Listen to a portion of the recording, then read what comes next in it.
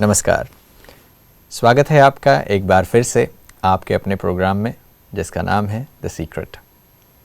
Secret क्या है अब तक तो आपको समझ में आ ही गया होगा। सीक्रेट कोई छुपी हुई बात नहीं है। सीक्रेट वो बात है जो आप जानते हैं मगर हम ले जा रहे हैं आपको उसी के गहराई में। पिछली बार हम बात कर रहे थे कि प्राणायाम है क्या चीज़ और प्राणायाम के प्रकार कितने हैं और प्राणायाम के इन अनेक प्रकारों में से पहला प्रकार क्या है और इसे कैसे किया जा सकता है और कौन कौन कर सकते हैं, इसके बारे में बात हो रही थी। और हमारे विशेष एक्सपर्ट जो बैठे हैं वो हैं हरीश वैद्य जी। आप सबकी तरफ से एक बार फिर मैं हरीश जी का स्वागत करता हूं। नमस्कार।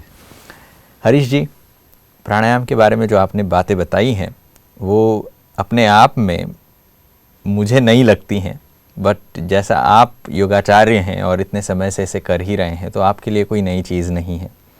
मगर ऐसे बहुत सारे हमारे साथी भी हैं जो प्राणायाम को यहाँ वहाँ पढ़ा हुआ या कहीं कहीं किसी से सुना हुआ, थोड़ा बहुत ही सही, वो सुनकर करने की कोशिशें लगे हैं।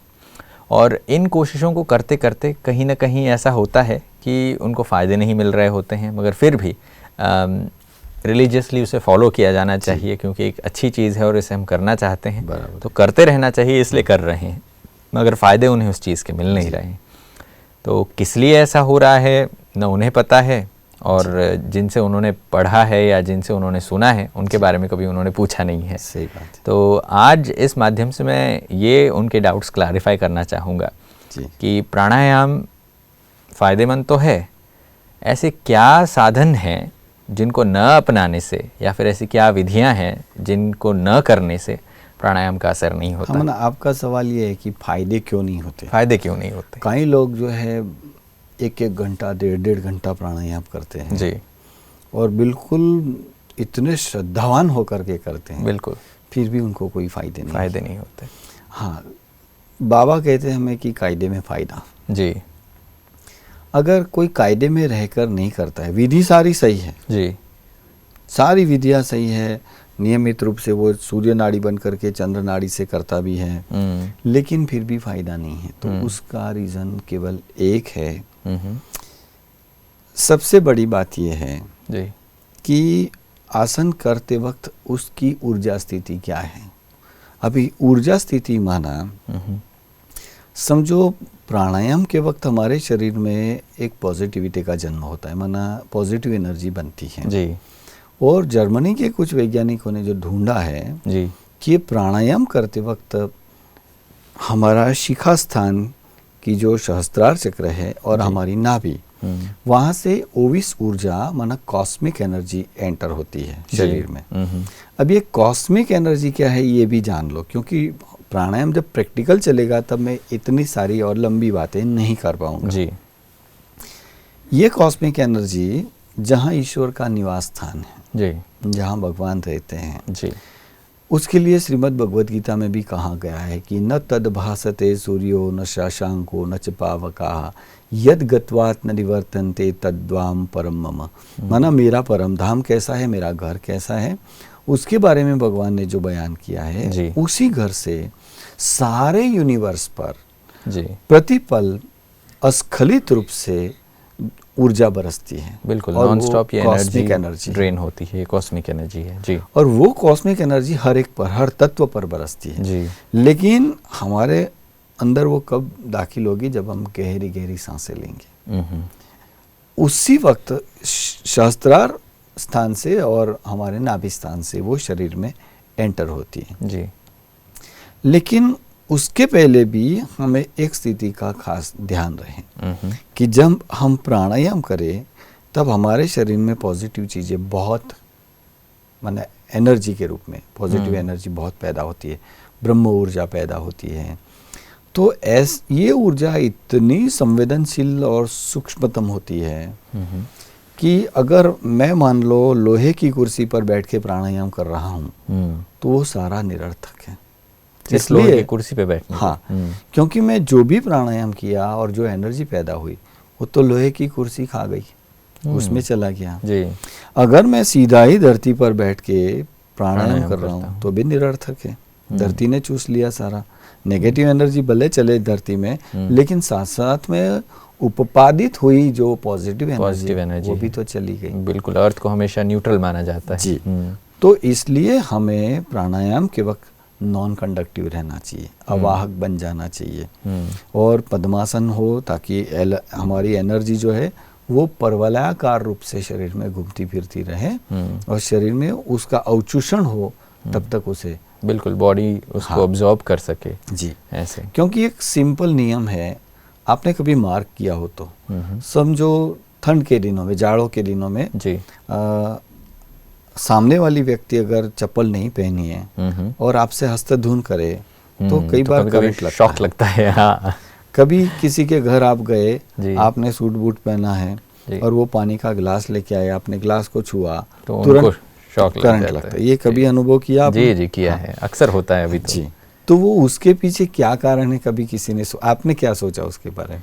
नहीं, मैंने सोचा था कि ये कोई स्टैटिक फोर्स है, स्टैटिक एनर्जी। अगर किसी सन्यासी से ये हो जाता तो वो तो अपने आप को ऐसा मान लेता कि मेरे अंदर उनके पास तो बहुत पावर है, मैं आशीर्वाद दूंगा तो कल्याण हो जाएगा, भला हो जाएगा जी। लेकिन इसमें घर्षण से जो बीज पैदा होती है, बिल्कुल, जो फ्रिक्शन से, हाँ जी। जो जैसे मैं चल रहा हूँ तो मेरे कपड़े आपस में हिल रहे हैं तो उससे जो एनर्जी पैदा हुई, मैं नॉन कंडक्टिव हूँ, मेरे पैर में बूट हैं और वो चमड़े के नहीं है, चप्पल है, स्लीपर है, लेकिन वो चमड़े की नहीं है, तो वो एनर्जी जो है वो धरती से जाने से रुक गई और सामने वाली व्यक्ति की जो मुझे पानी लेकर आई है मेरे लिए, उसके पैरों में चप्पल नहीं है, तब उसने वो जो जैसे ही मैंने ग्लास पकड़ा तुरंत एक बिजली सा चमकारा हो जाएगा, उसको हल्की सी करंट भी लगेगी।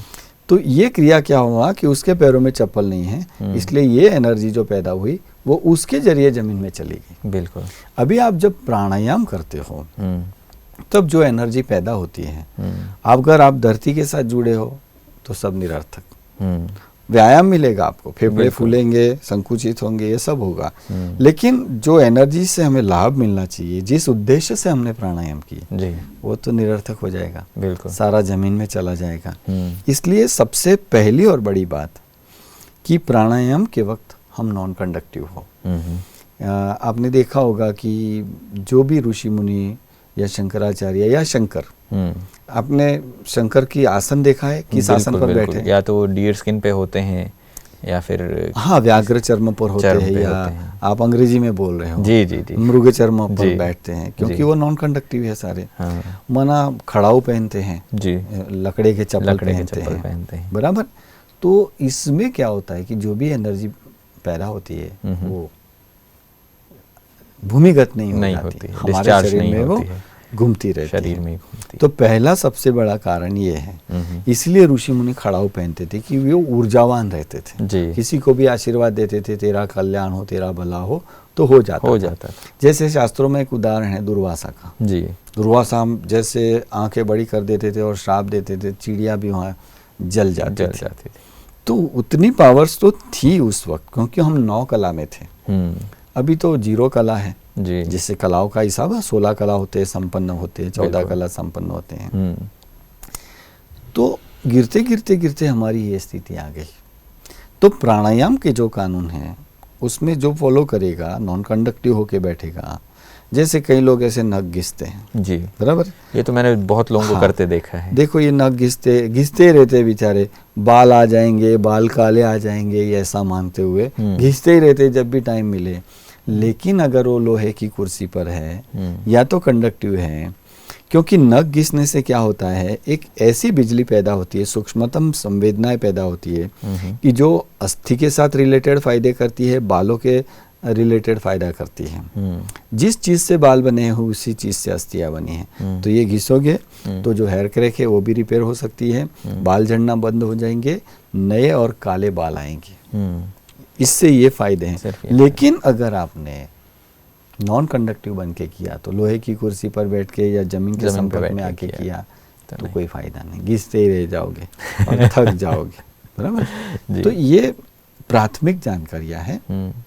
प्राणायाम करते वक्त ये ख्याल में रहे, अगर कोई बड़ा योगी है, बहुत ऊर्जावान होकर के माना पहले से ही उसके अंदर इतनी ऊर्जा पड़ी है और फिर बाद में वो प्राणायाम के गहरे विषय में जाए, तो उसको ये ख्याल जरूर रहे कि उसकी 6 फुट की परिधि में, उसके आसपास 6 फुट में कोई भी लोहा ना हो, कोई भी धातु ना हो, ये स्पष्ट रूप से ख्याल रहे जी।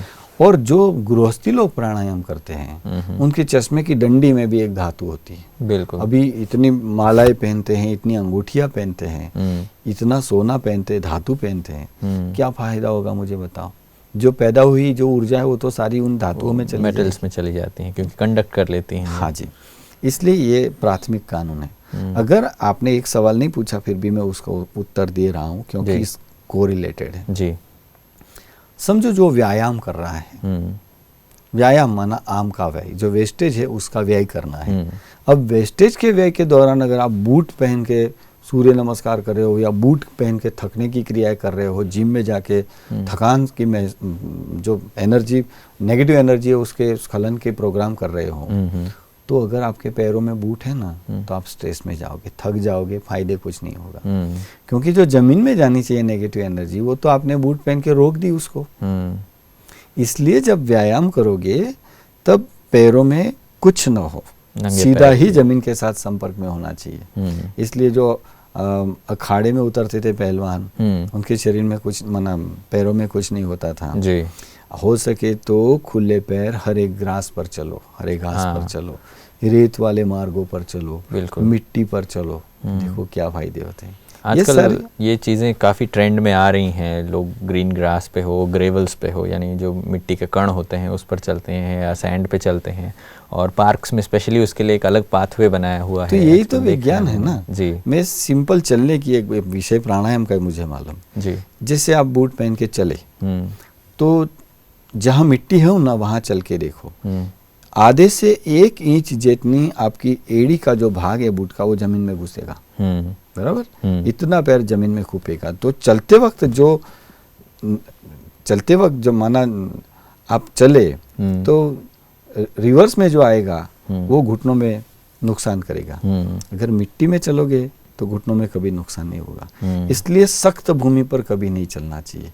मिट्टी के रोड पर चलो, डामर के रोड पर मत चलो, ये इसके कानून है जी, घुटनों को बचाने के लिए। तो चलने के कानून है तो प्राणायाम के कानून नहीं हो सकते, उसके भी हो सकते। इसलिए जो भी अगर आप करो, अगर सोच समझ के करो, लकड़े पर बैठ के करो, देखो कितने फायदे हो सकते हैं। बिल्कुल। मेरा एक छोटा सा सवाल है इस चीज़ पे, जैसे आपने कहा कि मैं प्राणायाम करता हूँ और अगर मैं कुर्सी पे बैठ के करता हूँ लोहे के, या फिर ज़मीन पे बैठ के करता हूँ तो एनर्जी ड्रेन हो जाती है। जैसे मैं लकड़ी पे बैठ के करता हूँ प्राणायाम, समझ लीजिए मैं 15 मिनट प्राणायाम करके जब मैं उतरूंगा तो ज़मीन पर ही उतरूंगा, क्या तब मेरे एनर्जी का तो आत्मसात होने का समय तो दो ऊर्जा को जी, आत्मभूत हो शरीर में जहाँ जहाँ उसकी आवश्यकता है। कई हिस्से शरीर के ऐसे हैं जहाँ कॉस्मिक एनर्जी की आवश्यकता है, प्राण ऊर्जा की आवश्यकता है, उनको खाने का टाइम तो दो, आत्मसात होने का समय दो। बिल्कुल। जैसे अभी जैसे आपने कहा तो मैं पूछना चाहूँगा कितना टाइम लगता है? जैसे अभी मैं 15 मिनट प्राणायाम कर रहा हूँ। साहब ये कोई 460 वोल्ट की बिजली तो है नहीं ये तो सूक्ष्मतम संवेदनाएं हैं जी। बस प्राणायाम करने के 5-7 मिनट के बाद भले आप धरती के साथ कनेक्शन में आ जाइए, आप करके तो देखिए।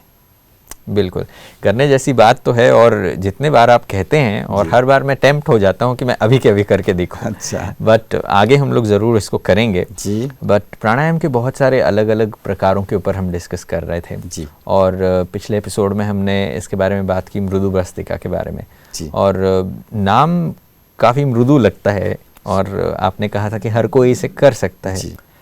मैं आपसे पूछना चाहता हूं कि हमने प्राणायाम के प्रकार सुने आपसे, और जो पहला और आसान प्रकार आपने बताया था पिछले एपिसोड में वो था मृदु भस्त्रिका पे, और ये सुनने में काफ़ी मृदु सा महसूस होता है। आखिर ये वास्तविकता में मृदु है? आखिर इसका नाम ऐसे दिया गया है तो इसके क्या कारण हैं और क्या फ़ायदे हैं और कौन लोग कर सकते हैं, इसके बारे में पूछना। प्राणायाम इतना आसान, इतना मधुर, इतना परिणाम दे, और ऐसा है कि मृत्युशैया पर पड़ा हुआ व्यक्ति भी लेटे लेटे भी वो जीवन की आकांक्षा में गहरी गहरी सांसें भर सकता है, क्योंकि ये परमात्मा द्वारा बिल्कुल वरदायी प्राणायाम है जी। यही अकेला प्राणायाम सृष्टिगत हो चुका है, हर जीवों में ये प्राणायाम परमात्मा ने सेट किया है। जैसे सबकी सांसें अपने आप चलती है तो वो मृदु भस्त्रिका है, लेकिन हम जानबूझ करके गहरी सांसें लेंगे। आप भी मेरे साथ अगर करना चाहो तो कर सकते हो। जरूर। बिल्कुल रीढ़ की हड्डी आप सीधी कर ले। दर्शक मित्रों को मैं प्रार्थना करता हूँ कि आप भी बिल्कुल सीधा बैठ जाए, हो सके तो लकड़े के आसन पर बैठ जाए या प्लास्टिक की चटाई पर बैठ जाए या प्लास्टिक की कुर्सी पर बैठ जाए, सीधा हो। बिल्कुल रीढ़ की हड्डी को 90 अंश में रखो, बिल्कुल सीधा बैठते हुए। अगर आप पद्मासन में बैठ सके तो चलेगा, अगर आप सुखासन में बैठोगे तो चलेगा, सिंपल सी पलाठी लगा कर बैठोगे तो चलेगा। ये कोई धार्मिक विधि नहीं है, इसलिए हर कोई धर्म का व्यक्ति इसे ज़रूर से करे। अरे करके तो देखो कितने फायदे हैं इसमें। पहले ही राउंड में आपको मैं केवल आज एक राउंड कराऊंगा, एक राउंड में देखो आपको क्या क्या फायदे होते हैं। बिल्कुल तैयार, सीधे हो गए आप, बिल्कुल सीधे बैठ जाना। भाई साहब आपको भी मैं प्रार्थना करता हूँ। बिल्कुल। अच्छा, ये ज्ञान मुद्रा है, इस ज्ञान मुद्रा में बैठ जाए। अगर आपको कोई तकलीफ है हड्डियों से रिलेटेड, आपका वात विकार सक्रिय है, या तो आपके आरए फैक्टर पॉजिटिव आ रहे हैं, यूरिक एसिड के अगर आप मरीज हैं, तो आप क्या करेंगे, वायु मुद्रा में बैठेंगे। ये वायु मुद्रा है, इसके बारे में जो विज्ञान है वो आने वाले एपिसोड में हम आपके लिए लाएंगे ही। अच्छा, सीधा बैठते हुए आंखें बंद कर दे।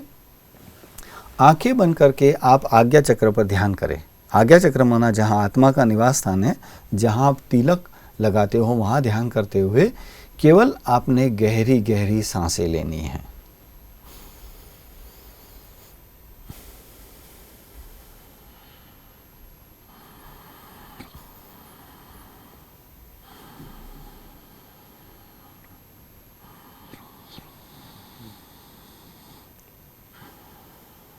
आप आहिस्ता आहिस्ता गहरी गहरी सांसें भरते रहे। जितना हो सके लंबी लंबी सांसें भरे, मुंह बंद रखे, नाक से ही गहरी सांसें भरेंगे, पूरा फेफड़ा भर के सांसें लेंगे।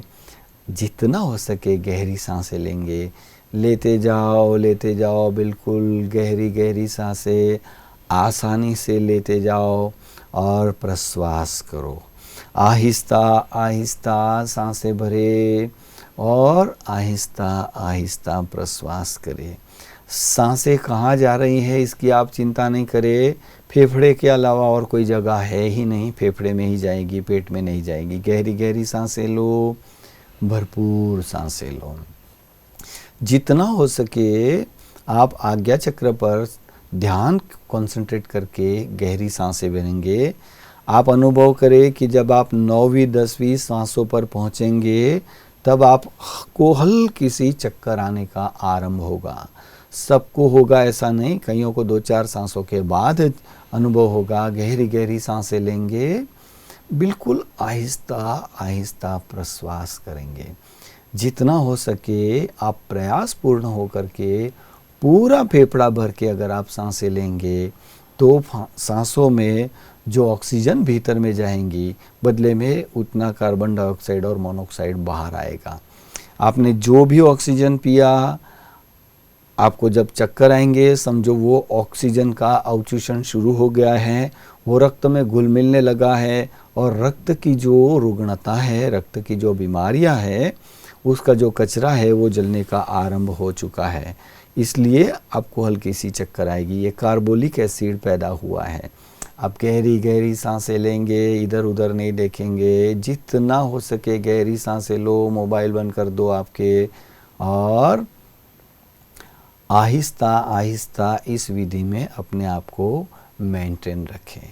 30 सांसों तक आपने रुकना नहीं है, 30 सांसों तक आपने गहरी गहरी सांसें लेनी है। लेते जाओ, प्रश्वास करते जाओ, आहिस्ता आहिस्ता गहरी सांसें लेते जाओ और प्रश्वास करते जाओ। अभी आप रिलैक्स करेंगे क्योंकि प्रोग्राम का समय भी कम हो रहा है।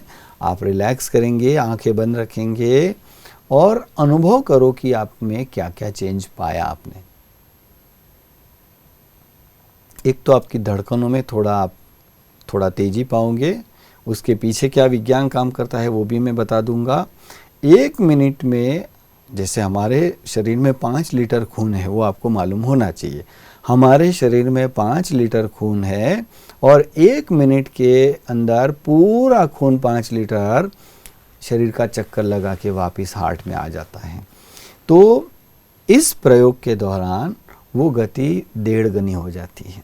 थोड़ा जल्दी खून शुद्धिकरण हो जाता है, 5 के बदले 7 लीटर खून शुद्ध हो जाता है।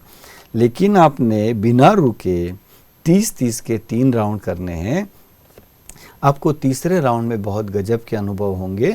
जब आप तीसरा राउंड पूरा करोगे तब आप देखना, आंखें मत खोलना, आपकी आंखें लाल हो जाएगी, आपकी आंखें रेडिश हो जाएगी, जैसे आपने 8 घंटे की तपस्या की हो, मेडिटेशन किया हो।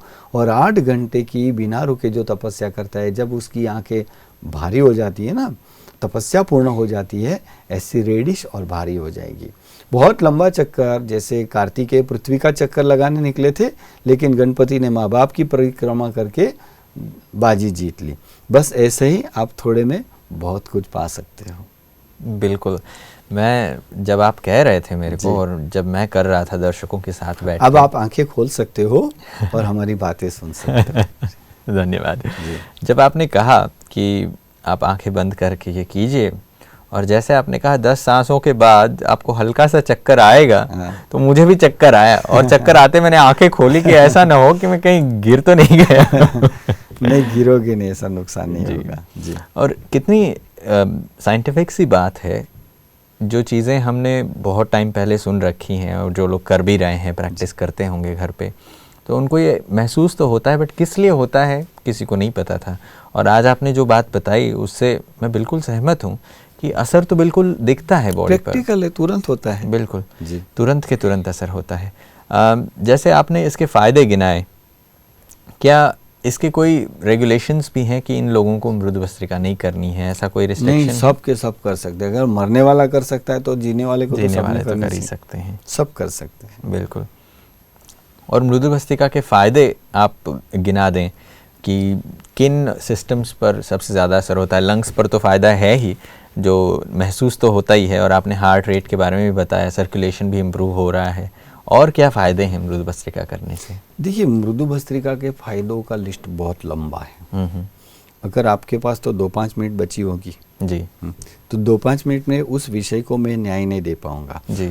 हमारा उद्देश्य जो है वो जनहित के लिए विराट पैमाने पर सबको भरपूर लाभ मिले इस विषय का। इसलिए इसके जो फायदे हैं, एक और भी प्रैक्टिकल भी कर लेंगे इस विषय का, फायदों सहित। खून की क्या अवस्था होती है, खून की क्या गति होती है, कितना लीटर खून शुद्ध हो जाता है, उसका क्या लय है, कितनी नस नाड़ियाँ इसमें लाभ को पाती है, ये सारा मैं अगर आप चाहे तो अगले एपिसोड में बताऊंगा। बाकी बिल्कुल बिल्कुल जी। आज वक्त भी हो रहा है, और वक्त के हिसाब से आपने जो आज प्रैक्टिकल करके दिखाया, इस चीज़ से मुझे बहुत फ़ायदा हुआ है। और मैं गारंटी देता हूं कि जो हमारे दर्शक बैठकर एक्सपेरिमेंट कर रहे हैं घर में, उनको भी ज़रूर फ़ायदा हुआ। मैं तो ये एक और बात जोड़ूंगा, समय कम है फिर भी, कि जो पैरालिटिक है और जो मृत्युशैया पर है, माना जिन्होंने आशा छोड़ दी है, केवल आप उनको 45 सांसें कराओ, गहरी गहरी 45 सांसें कराओ, देखो उसमें उठ बैठने की हिम्मत आ जाएगी। ये कोई दावा नहीं है, लेकिन ये करो तो देखो कितने फायदे। बिल्कुल, एक्सपेरिमेंट करने में कोई नुकसान क्या है, नुकसान भी नहीं है जी। हरीश जी, बहुत बहुत धन्यवाद आपका। और आज आपने इतनी अच्छी बातें बताई, और मृदु भस्त्रिका के बारे में बताई, और प्राणायाम किनको करते टाइम किन किन को क्या क्या सावधानियां लेनी चाहिए वो भी आपने बताई। और मुझे खुद तो फ़ायदा हो ही रहा है, और ऐसा मैं आशा करता हूं कि आने वाले एपिसोड्स में हम लोग और ज़्यादा ऐसे प्रैक्टिस करके भी देखेंगे, और दूसरे प्राणायाम के बारे में भी बात करेंगे, मगर मृदु भस्त्रिका के फ़ायदे क्या हैं वो भी हम अगले एपिसोड में सुनेंगे। आज आपने इतनी सारी जानकारी दी, इसके लिए आपका बहुत बहुत धन्यवाद। आपका भी धन्यवाद। और मैं अभी ऐसा एक्सपेक्ट करता हूं कि आप सभी लोग भी हरीश जी की बातों को सुनने के बाद और एक प्राणायाम खुद करने के बाद अपने आप को बेहतर महसूस कर रहे होंगे। और प्राणायामों के बारे में हम चर्चा करते रहेंगे आने वाले एपिसोड में, मगर अभी वक्त की सीमा यही है, तो हम यहाँ कहना चाहते हैं आपका धन्यवाद, क्योंकि आपने हमारा साथ दिया। आने वाले एपिसोड में फिर मुलाकात होगी आप सबकी हरीश जी से। तब तक के लिए धन्यवाद, नमस्कार।